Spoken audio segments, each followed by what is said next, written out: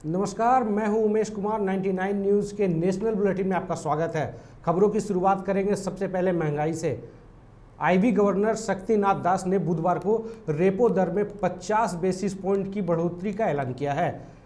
इससे बैंक ग्राहकों को जोरदार झटका लग सकता है, क्योंकि जल्द ही bank home loan, personal loan और कार लोन की ईएमआई की बढ़ोतरी कर सकते हैं। आरबीआई गवर्नर ने बताया है कि केंद्रीय बैंक के मौद्रिक नीति समिति ने सर्वसम्मति से रेपो दर में 50 बेसिस पॉइंट बढ़ाने के लिए मतदान किया है। अब यह दर 4.90% हो गई है। भारतीय गवर्नर आरबीआई ने 8 जून को मौद्रिक नीति समिति की 3 दिवसीय बैठक के बाद 5 हफ्तों में यह दूसरी बार रेपो रेट में बदलाव किया है।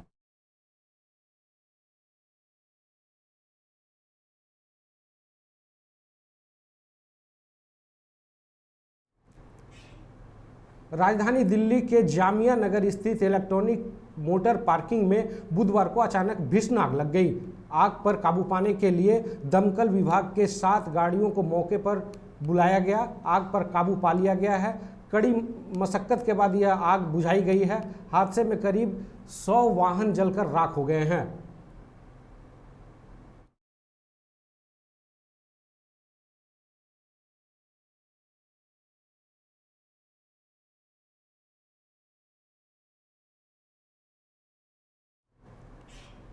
भाजपा के राष्ट्रीय अध्यक्ष जेपी नड्डा पश्चिम बंगाल के हुगली में वंदे मातरम भवन का दौरा किया। इस दौरान उन्होंने कहा कि भारत की महान विभूति बंकिम चंद्र चट्टोपाध्याय की कर्मभूमि स्थल पर जाने का सौभाग्य मिला है। यह मेरे लिए गर्व की बात है। बंकिम चंद्र चटर्जी के विचारों के ही देश की ने अलग दिशा पाई है।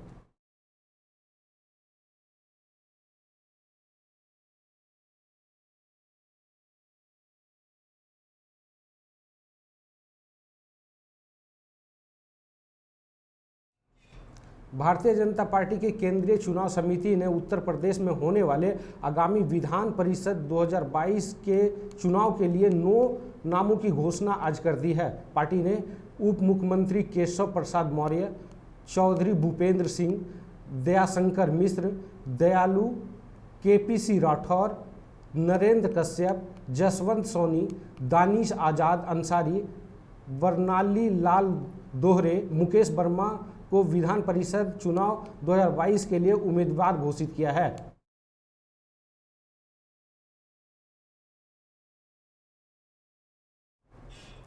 पंजाब के राजनेताओं पर 2022 भारी पड़ रहा है। किसी को 34 साल पुराने रोडवेज मामले में जेल जाना पड़ा, तो किसी को ड्रग तस्करी के मामले में, एक वर्तमान और एक पूर्व मंत्री भ्रष्टाचार के मामले में सलाखों के पीछे हैं, तो तीसरी पूर्व मंत्री तैयारी है। शिरोमणि अकाली दल के पूर्व मंत्री विकास सिंह मजेठिया के खिलाफ दिसंबर 2021 में कांग्रेस सरकार ने एनडीएस एक्ट के तहत मामला दर्ज कराया था। इस मामले में सुप्रीम कोर्ट के निर्देश पर उन्होंने 22 फरवरी को मोहाली कोर्ट में सरेंडर किया है। 23 फरवरी को वह पटियाला सेंट्रल जेल भेज दिया गया है। अब एक और नया केस दर्ज किया गया है।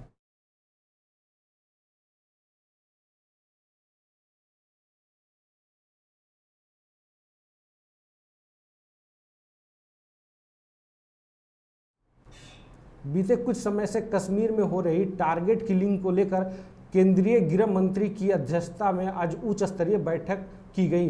गृह मंत्री अमित शाह ने सुरक्षा एजेंसियों को टारगेट किलिंग जैसी घटनाओं में शामिल आतंकियों को उनसे जुड़े ओवरग्राउंड वर्कर के खिलाफ सख्त कदम उठाने के निर्देश दिए हैं।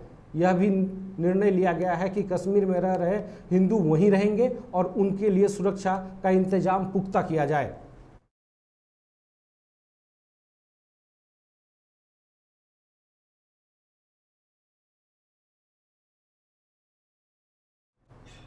पैगंबर मोहम्मद विवाद के बीच ईरान के विदेश मंत्री डॉक्टर हुसैन अमीर अब्दुल्लाहिन भारत के दौरे पर पहुंचे हैं। यहां ईरान विदेश मंत्री गर्मजोशी से उनका स्वागत किया है। विदेश मंत्रालय के प्रवक्ता अरविंदम बागची ने ट्वीट कर जानकारी दी है। उन्होंने कहा कि यात्रा हमारे ऐतिहासिक संबंधों को साझेदारी को और बढ़ाएगा। वहीं ईरान के विदेश मंत्रालय ने कहा है कि हुसैन दोनों देशों के बीच राजनीतिक सहयोग के बढ़ाने के उद्देश्य से भारत में उच्च पदाधिकारियों के साथ बातचीत करेंगे।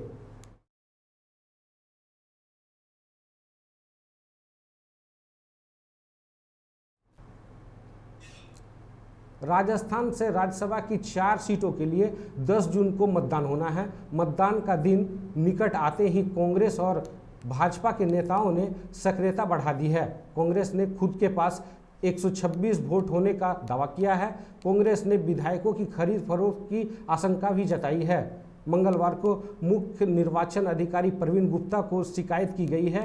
मुख्य सचेतक महेश जोशी गुप्ता से मिले और भाजपा और निर्दलीय प्रत्याशियों द्वारा विधायकों को प्रलोभन देने का आरोप लगाया है। जोशी ने पिछले सप्ताह राजस्थान भ्रष्टाचार निरोधक ब्यूरो में शिकायत की थी। जांच पुलिस अधीक्षक योगेश दाक्षित को सौंपी गई है।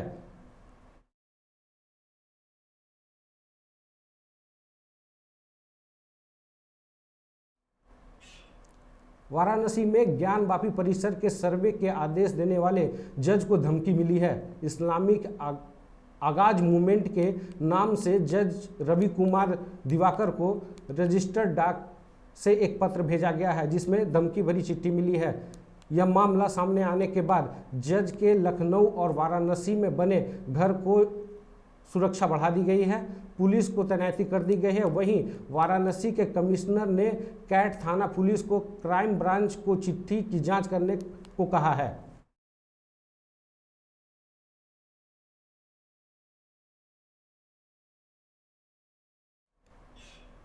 अमेरिका में एक अध्ययन के दौरान यूमेनिसिन की नई दवा से रिएक्टर कैंसर के सभी 18 मरीज पूरी तरह से ठीक हो गए हैं। 6 महीने के कोर्स के बाद किसी भी मरीज की जांच में ट्यूमर सामने नहीं आया है। कुछ मरीजों को 2 साल का समय हो चुका है और अब कैंसर का कोई लक्षण उसमें नहीं है। न्यूयॉर्क स्थित एजेंसी कैंसर सेंटर के डॉक्टर लुहिया के डियाज जूनियर के नेतृत्व में हुए इस अध्ययन में नतीजे इंग्लैंड जर्नल ऑफ मेडिसिन में प्रकाशित किए गए हैं। तो यह एक अच्छी खबर है, अब कैंसर के भी मरीज ठीक हो रहे हैं।